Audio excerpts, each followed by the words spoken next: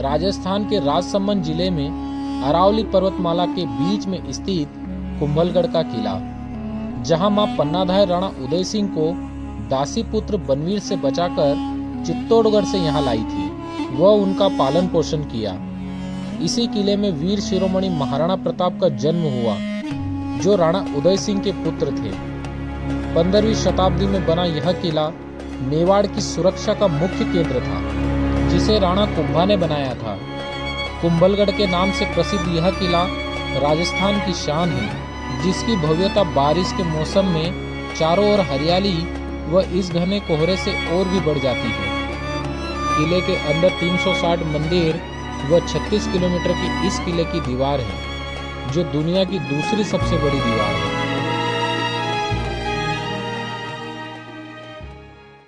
उदयपुर से कुंभलगढ़ की दूरी 86 किलोमीटर के आसपास पड़ती है। यहाँ पर पहुँचने वाली सड़क का बीच बीच में अभी काम चल रहा है। यहाँ सीधे पहुँचने के लिए आपको कोई भी साधन नहीं मिलेगा। यहाँ पहुँचने का बेस्ट साधन उदयपुर से बाइक, स्कूटी या टैक्सी ही है। स्कूटी आपको 500 रुपए के आसपास पर डे के हिसाब से मिल जाएगी, या फिर अपने पर्सनल वाहन से आप सीधे यहाँ पहुँच सकते हैं। इन पहाड़ियों के खूबसूरत रास्तों में आपको खाने पीने की कहीं कहीं छोटी छोटी दुकानें मिल जाएगी। बाकी कुंभलगढ़ किले के नीचे कई होटल और रिसोर्ट बने हुए हैं। कुंभलगढ़ किले में प्रवेश करने के लिए 8 द्वार बने हुए हैं, जिसमें पहला द्वार ओरट पोल आता है, जो पहाड़ी के बीच जंगल में बना हुआ है, और जिसमें हम प्रवेश कर रहे हैं। ये किले का दूसरा द्वार हल्ला पोल है, जो किले से 1.5 किलोमीटर की दूरी पर बना हुआ है, और यहाँ से आगे वाहन का 50 रुपये पार्किंग चार्ज लगता है।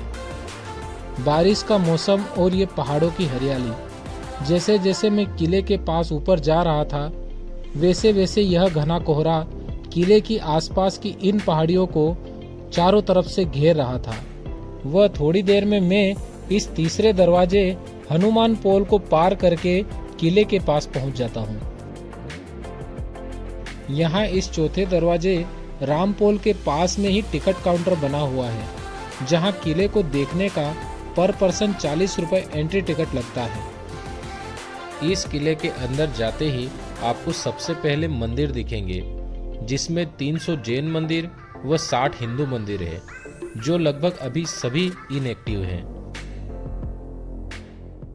आप जो मेरे पीछे देख रहे हैं, यह इस किले का मेन गेट है। यहाँ से एंटर होते ही आपको मंदिर और ये दीवार पूरी दिख जाएगी।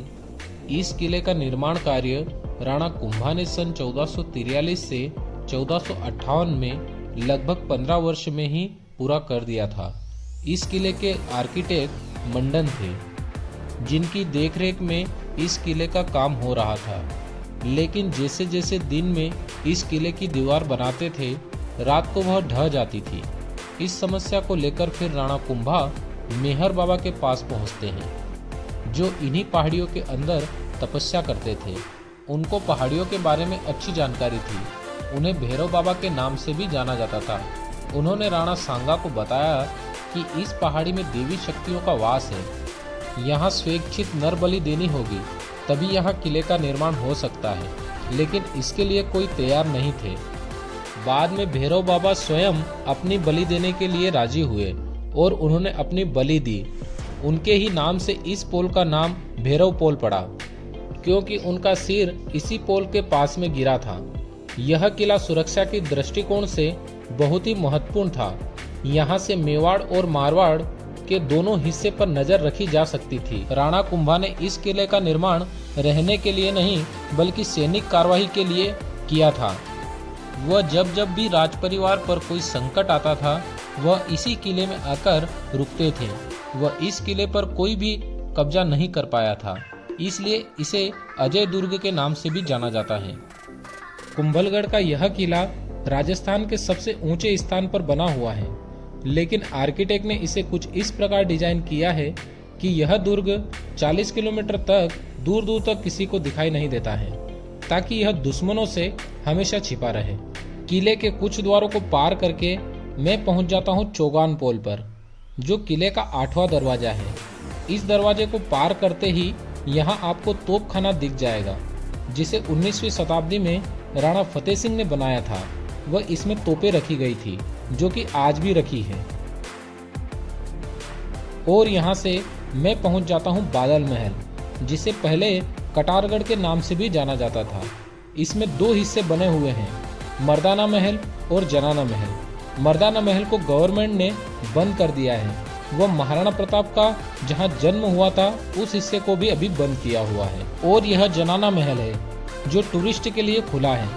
इस महल का निर्माण 19वीं शताब्दी में राणा फतेह सिंह ने राज परिवार के निवास स्थान के रूप में करवाया था। और बारिश के मौसम में हमेशा बादलों से ढका होने के कारण इसे बादल महल का नाम दिया गया।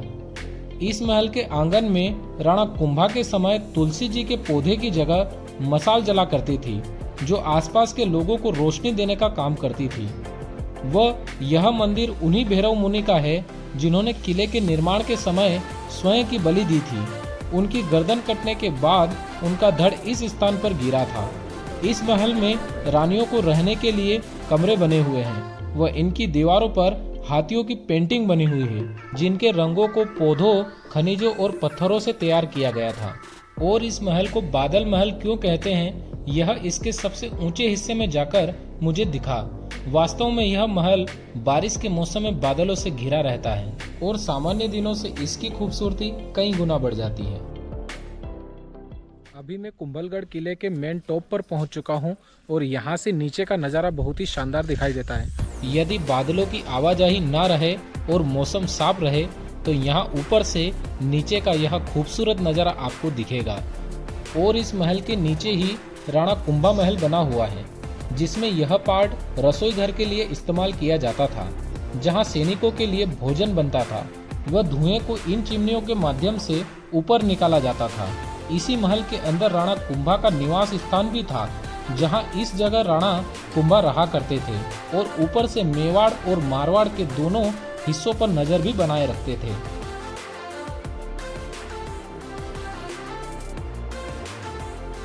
और जब चित्तौड़गढ़ पर संकट आया था, उस समय मां पन्नाधाय भी राणा उदय सिंह को लेकर इसी कुंभलगढ़ किले में आई थी और इसी महल में उनका लालन पालन किया था। वह अपनी वीरता और स्वतंत्रता के लिए जाने जाने वाले वीर शिरोमणि महाराणा प्रताप का जन्म भी यहीं हुआ था, जिन्होंने मुगलों के खिलाफ अंतिम सांस तक लड़ाई लड़ी।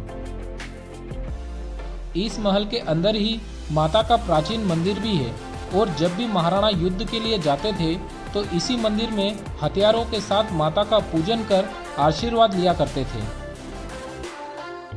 और यहाँ अंदर ही घोड़ों का अस्तबल भी है, जहाँ राजा और मंत्रियों के घोड़े ही बांधे जाते थे, बाकी सैनिकों के घोड़ों को नीचे ही बांधा जाता था। इस महाराणा कुंभा के ऐतिहासिक महल को देखने के बाद मैं पहुंचता हूं वेदी परिसर की ओर, जो रामपोल के पास में ही बना हुआ है। आप जो मेरे पीछे देख रहे हैं, इसे वेदी परिसर कहा जाता है। नॉर्मली महाराणाओं के समय यहाँ पर हमेशा यज्ञ होता था।